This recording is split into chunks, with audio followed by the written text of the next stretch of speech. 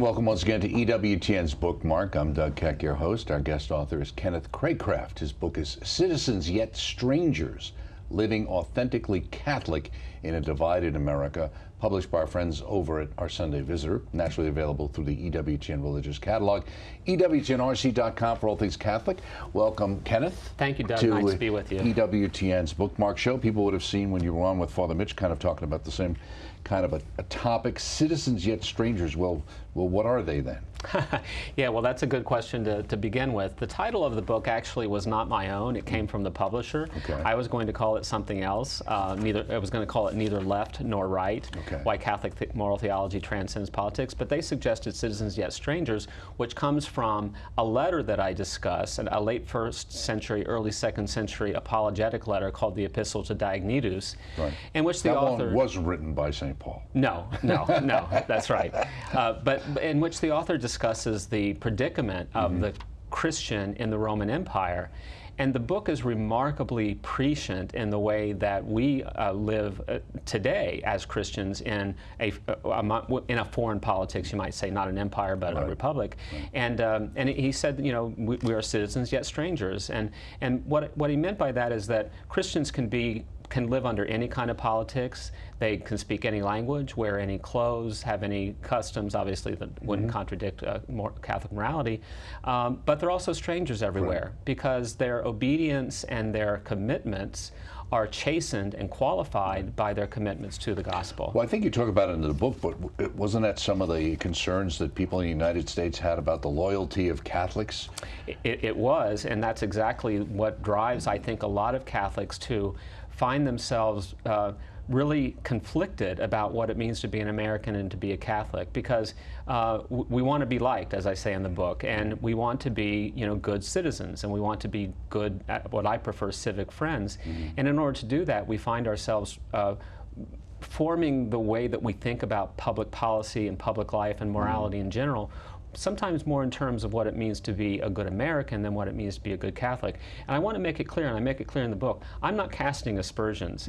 What I'm saying is that there's a way in which we are affected by the moral theories that undergird the founding of America that we need to be aware of so that we can question when there's a tension with because our own faith. they are impacting on us. Absolutely. And you say here, rapidly changing social norms, why we Catholics are so ill-equipped to meet these social challenges or even to articulate a response to them. You say the purpose of the book is to address the precarious situation as a symptom of the same basic problem, namely that we have abandoned or forgotten the moral language of Catholicism, replaced it with the moral dialect, and leads inevitably to failure and frustration. So what have we replaced it with?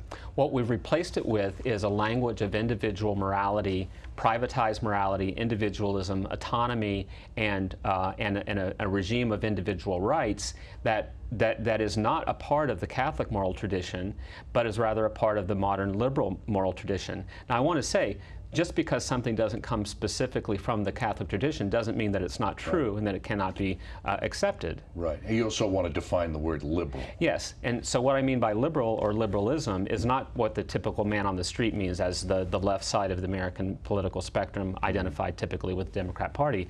By liberal, I mean the basic moral foundation that informs the very genius of the American system. So the way that I use the term liberal throughout the book, without any exceptions, is to identify, would encompass everyone from the far right of the Republican Party to the far left of the Democrat Party, because they both begin with the same basic moral anthropology, what I call a moral anthropology, and that's a view of the human person in which morality is autonomous and privatized, in which is based upon the most fundamental moral category of individual possessive rights, which I identify as claims that we have against one another. And those things, because that's what we learn as Americans, even Catholics growing up in good, pious Catholic homes, because we learn those things as self-evidently true, and I question whether those things are true, but we learn them as self-evidently true, and then we try to figure out how that fits with being a Catholic. Or what's worse is that we don't try to figure out how it fits with being a Catholic, and we gradually allow our Catholicism to be subsumed under those theories. And you talk about calling us liberal Protestants here in the Yes. United States, and of course the United States was founded basically as a Protestant country. So what do you mean when you use those terms?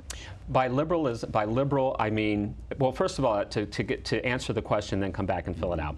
I use liberal and Protestant as the political and religious terms that basically express the same moral anthropology. So again, for liberalism, it's privatized morality and autonomy and individualism. The Protestant part is primarily that plus the church as a voluntary society, one voluntary society among others. And again, a definition is important.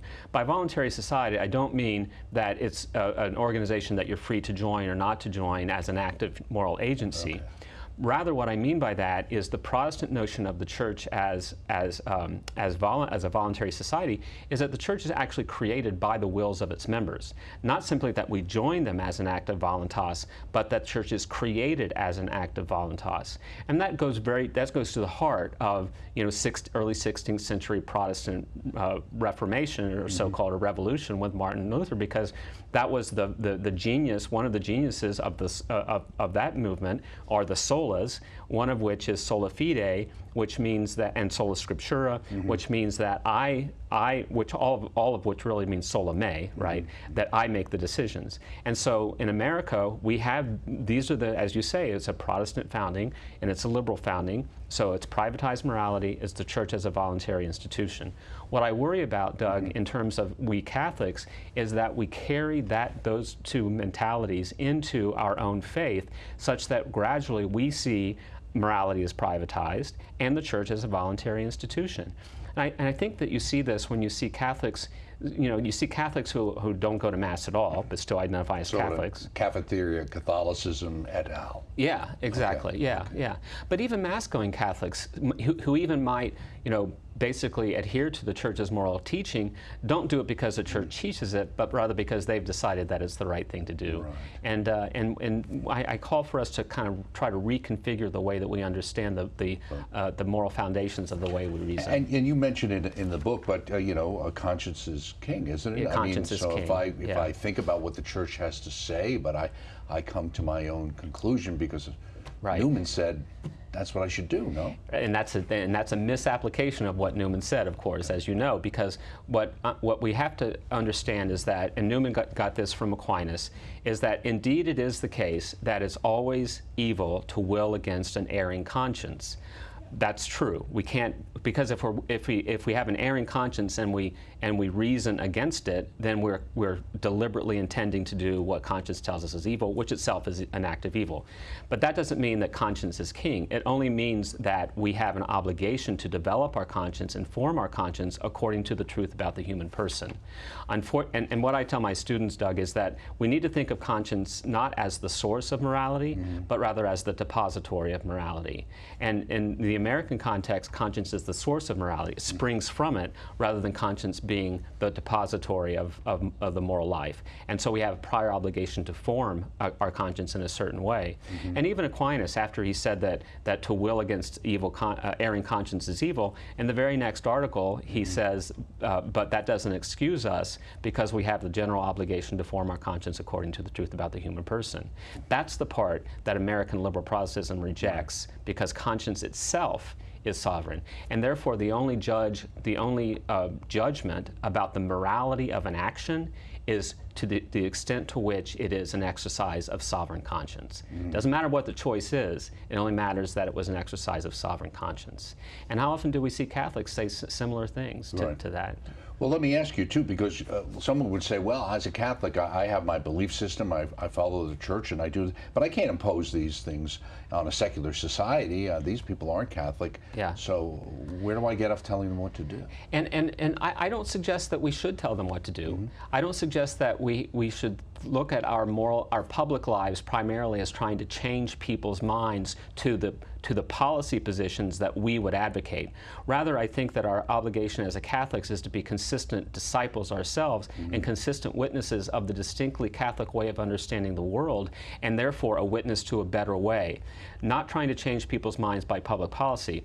No, I don't believe people become converted by issues. I think they become converted by being convinced of the truth of the faith, and then the issues follow. So, and as I'm very fond of saying, the Great Commission was not not go out and convince everybody that abortion is wrong, or euthanasia is wrong, or contraception is wrong. The Great Commission is go out and make disciples, and we do that by consistent. Disciples then understand what the truth is. Exactly, and they witness to that truth in society. But the point there is that we're not driven by a need, or a felt desire to change society, but rather a felt desire and need to be better disciples and better witnesses of the truth.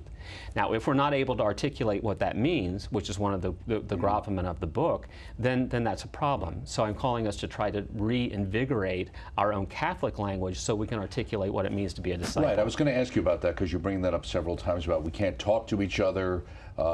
Truly Catholic understanding of human person. Americans have largely been formed by the liberal story, while contemporary debates do seem to be especially contentious. The problems that underlie them are inherent in the very nature of Catholic faith and practice. What is it about the way we think or speak that we're missing? Well, we do have a sovereign, under which that is the sovereignty of God, under which the national sovereignty works, and from which it gets whether it acknowledges that or not, and from which it gets its authority. And so we have to have a chastened understanding of what it means even to be a good citizen, because that citizenship is always chastened and qualified by our prior commitment to the gospel. And in terms of how we articulate that in public life, we need to learn to, I think, re-articulate a Catholic vision of the moral life such that it's understood that while we are obedient as good civic friends, our obedience, as the Epistle to Diognetus puts it, is founded upon something other than the laws of the regime. Well, do you think, is it harder today because in some ways society has shifted away? There used to be a much more of a parallelism to that kind of faith perspective, at least whether it was Protestant or Catholic, and kind of like a civic duty? I believe that is the case, Doug. I believe that very much, and I think you're really hitting on something that's very important, is that what we have, in fact, some of the pushback that I get on the book or other articles I've written that anticipate the book is that, well, you know, the U.S., the founders talked about things like common, they use the term common good and so forth. And my point is, my response is that, well, we can only live on that pre-modern capital for so long. And anybody who understands, you know, finances understands that you can't spend capital. And if you spend the capital, eventually you're going to go broke. Well, what we've been doing is spending Catholic capital for 250 years, and now we're starting to go broke. And because we've been spending the capital on a language that is not our language, and on a way of thinking about morality that is not our way of thinking about morality. Well, do you think also just the idea in some ways, in being more inviting, a lot of people have been led to believe that through God's all-merciful forgiveness, that it really doesn't matter that much what you particularly do, whether you go to Mass or not. And certainly, you know, in the society, you don't want to judge anybody. And so... And that's part of that voluntarism, you know, and that sovereignty the therapeutic conscience. world we live in today, where we won't want anybody to feel bad. The only mandate is that you don't offend. Exactly. You say we must begin to recover a moral language that is formed by Catholic moral doctrine rather than by liberal political theory. What is the major moral doctrine do you think we're missing out on? Well, I think I would answer that as four major moral doctrines. And those are the pillars. Those are the pillars, the pillars of Catholic social doctrine. And I think it's important, Doug, to emphasize that when we started talking about this book and the title of the book, and as I said, they rejected my title, but even before that, we talked about having social doctrine in the title.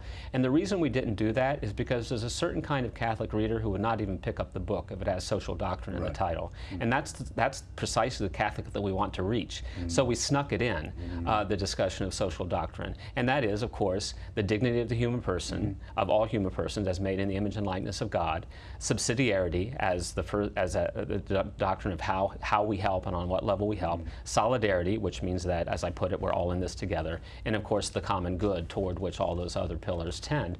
And I would say that if we take that as a fourfold doctrine, then we could call it one doctrine. But as you know, I call it the four pillars of Catholic social doctrine. And I think that's a helpful way of thinking about the moral life that you don't need to talk about individualism, you don't talk about rights, you don't talk about my private conscience, but all of those things have to do with the basic understanding of who the human person properly is, and therefore what kind of society is consistent with what the human person is. And that's why I start with Genesis. Genesis, the creation accounts, because I think they teach us a lot about the human person. Right. Who's Emily and Sarah, and why should we care? Emily and Sarah are two fictional characters from a favorite series of novels of mine called the Aubrey Machen series by Patrick O'Brien. And Emily and Sarah are two orphans that were found and these are early 19th century tales of English ship's captain and his physician. And they were in the South Sea Islands, and they came upon an island, and in the novel it's called Sweeting's Island. It's fictional.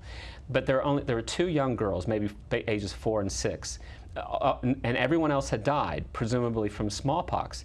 And when they were found, they spoke their native language. Well, Dr. Maturin took them on board because they couldn't leave them on the island. And they found that, and then they sailed back to England, which took many months. And they found that as these young girls were sailing back to England, they started to pick up the English of the forecastle, but also the English of the midship. So they picked up two distinct dialects of English, but what gradually happened is that they stopped speaking their own language. And that led the ship's crew to speculate whether you can forget your own language. And I just love this metaphor, or the metaphorical power that it gives to me from my book, because they ask, can you forget your own language? Can you forget the syntaxes and grammars and vocabularies of your own language? Because you're only thinking and speaking in another language. And here are these 4- and 6-year-old girls, and that's exactly what happened. So they stopped speaking their own language, except for rote recitation when they played. And I suggest that that's exactly a perfect metaphor for what's happened to Catholics in America, is that we've learned to speak in the dialects, certain American dialects, but in the process, we have gradually forgotten the Catholic dialect, but we don't understand that we're actually speaking a different language. We don't understand that we've forgotten Catholic. We just think that we're speaking Catholic when we're not. And Emily and Sarah are my poster children for that in the book. Okay. Well, you say two people may use a common term, like justice, for example, and mean very different things, and that's what you're relating to. Exactly right. So if somebody uses the term justice, some people might think of justice as fairness. Some people might think of justice as individual equality. Neither of those are Catholic definitions of justice. The Catholic definition of justice is fair to anyway? render. Yeah, what's fair anyway? What's fair Right. What's fair and what's equal anyway? The Right. Catholic definition of justice is to render another his due. Very different from any theory of justice that you'll see in American politics.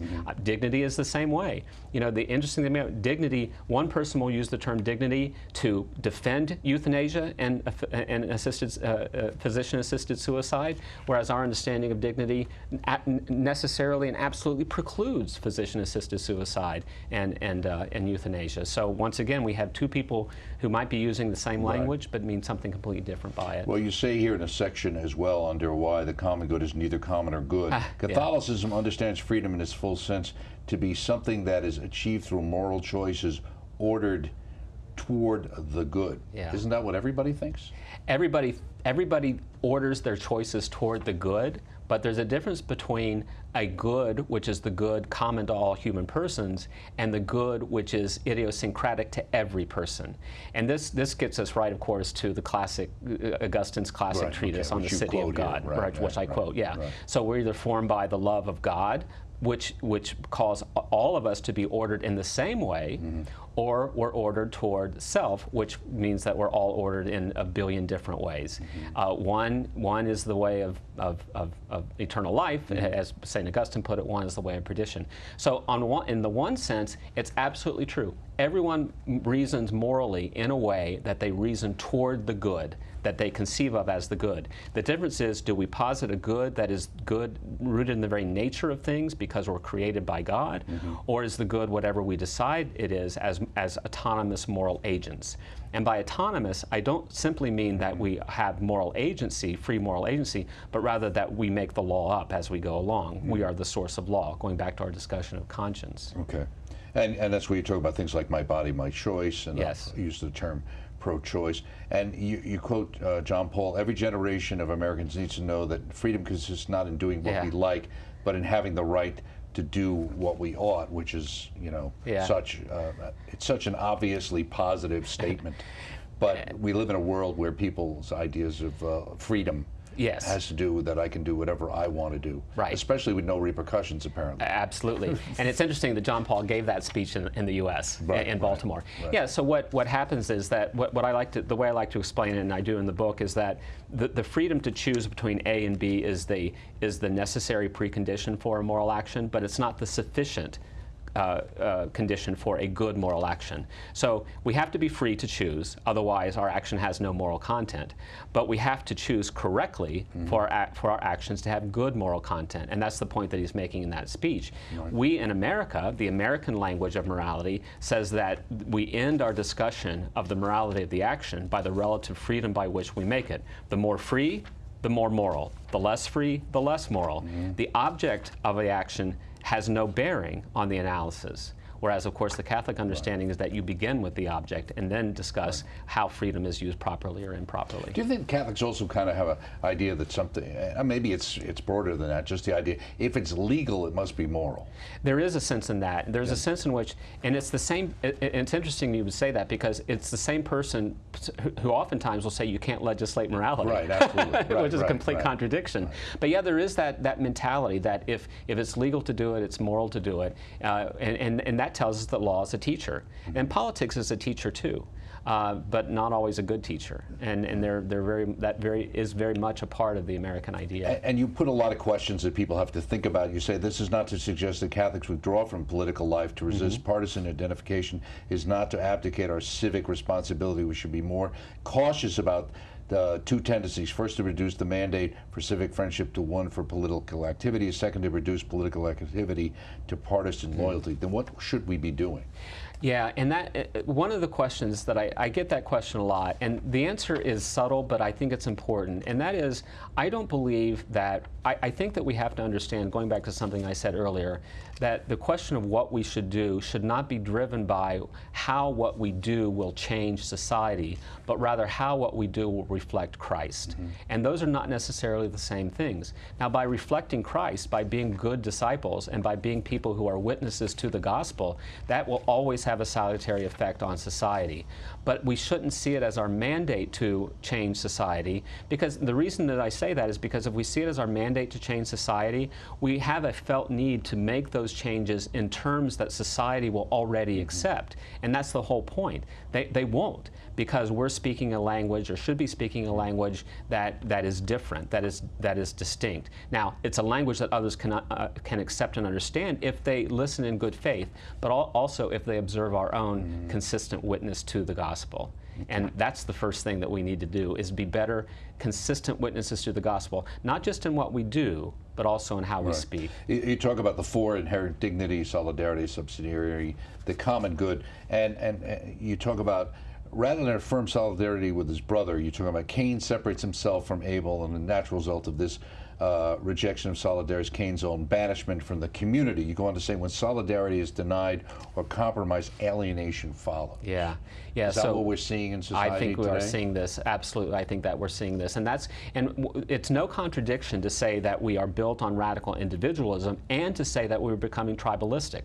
And in fact, not only is it not contradictory, one follows the other, because we take our radical individualism and we form tribes around that. But those tribes themselves are expressions. Even though it sounds counterintuitive. counterintuitive. Right, it sounds counterintuitive, but I don't think that it is, because those tribes themselves are groups of people who are all alienated from one another. You know, I sometimes jokingly said that, or query whether the worst crime that Abel committed was killing his brother or alienating himself from his brother by the deception that he must have used to get him into the field.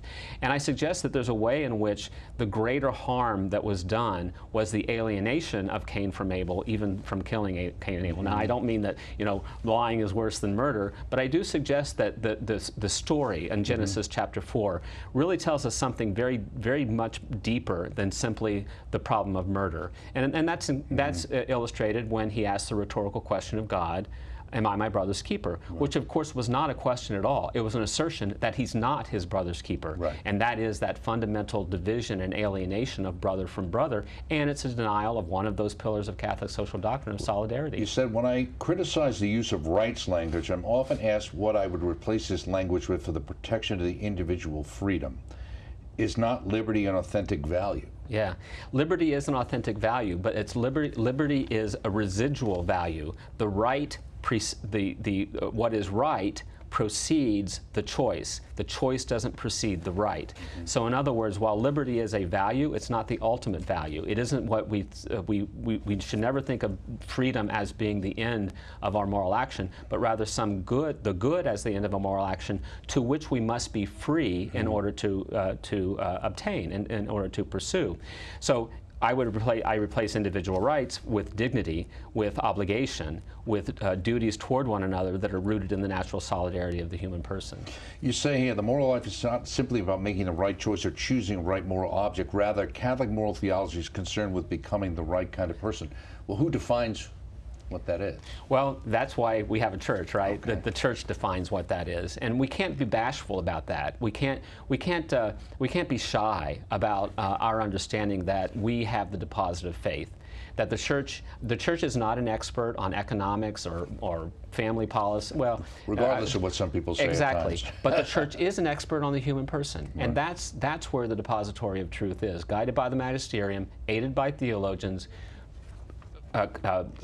Obviously guided by the Holy Spirit and the sensus fidelium. That's where the truth lies, and we have to affirm that's our source of truth, and that's the source of what it is we should and shouldn't be doing. Just before we go, one of the things you kind of focused on here is the idea of the family, the birth rate, and things like that. Why is that important in your mind? Well, we're seeing how important it is right now, aren't we? When we see study after study that shows that we're in a drastic decline and we're not even replacing ourselves. Oh, you mean it's not a population explosion Yeah, anymore? There's no population explosion, and there never was. Did anybody could tell Paul Ehrlich? Paul Ehrlich, and Paul Ehrlich is still spewing the same stuff after 50 years. He's still talking after 50 years. Yeah. Well, what we see is we see a public policy disaster on the horizon when people like you and me are getting older, and there's nobody coming along to foot the bill of people getting older. We see housing. We see in Japan and China it's even worse than it is here. Empty houses. Amazing. Yeah, and it's going to start happening here as well because we're not replacing ourselves. So yeah, the family as the first social society, the family as the first family of solidarity, we must reaffirm, because as St. John Paul II said, if the family goes, it all goes. Absolutely. Thank you very much, Kenneth Craycraft, for your fine book, Citizens Yet Strangers, Living Authentically Catholic in a Divided America. Unfortunately, it is. This is published by OSV, available through the Ewtn Religious Catalog, EWTNRC.com, all things Catholic. Check it out. I'm Doug Keck. Thanks for joining us right here on EWTN's Bookmark. We shall see you next time.